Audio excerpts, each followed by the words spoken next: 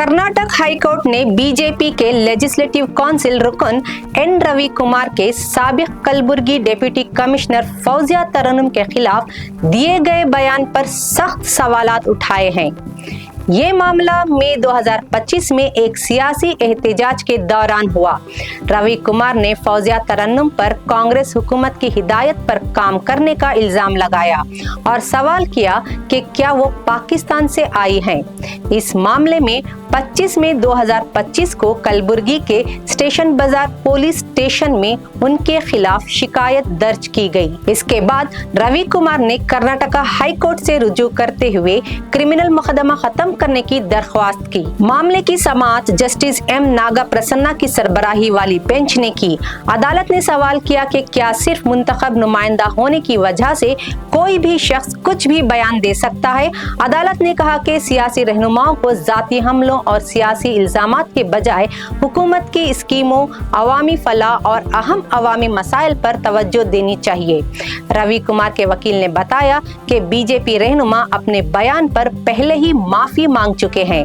अदालत ने सवाल किया कि क्या सिर्फ माफी मांग लेना मुकदमा खत्म करने के लिए काफी है और किसी IAS ऑफिसर को मजहब की बुनियाद पर कैसे निशाना बनाया जा सकता है। बेंच ने कहा कि हर शख्स की सेल्फ रेस्पेक्ट होती है और अवामी शख्सियत को बयान देते वक्त एहतियात और तहम्मुल का मुजाहिरा करना चाहिए।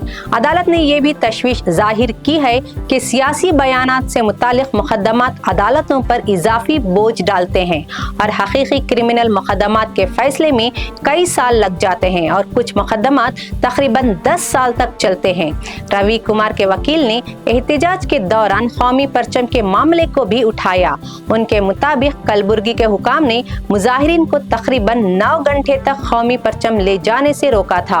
अदालत ने सवाल किया कि मुजाहिरीन को कौमी परचम ले जाने से रोकने में क्या मसला था। बेंच ने कहा कि अगर हुकाम ने गलत तौर पर कौमी परचम ले जाने से रोका तो उन पर जुर्माना आयद करने पर गौर किया जा सकता है। अदालत ने कहा कि हुकाम की कोई भी गलती रवि कुमार के बयान को दुरुस्त साबित नहीं कर सकती।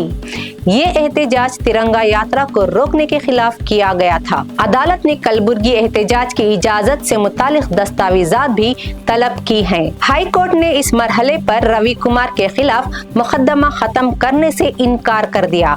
मामले की अगली समाअत 20 अगस्त को होगी। इस कार्रवाई में सियासी बयानात, मजहब से मुतालिक तबसरों, मुंतखब नुमाइंदों के तहम्मुल और सियासी रहनुमाओं की जानिब से जाती हमलों के बजाय अवामी फलाह और अहम मसाइल पर तवज्जो देने की जरूरत पर जोर दिया गया।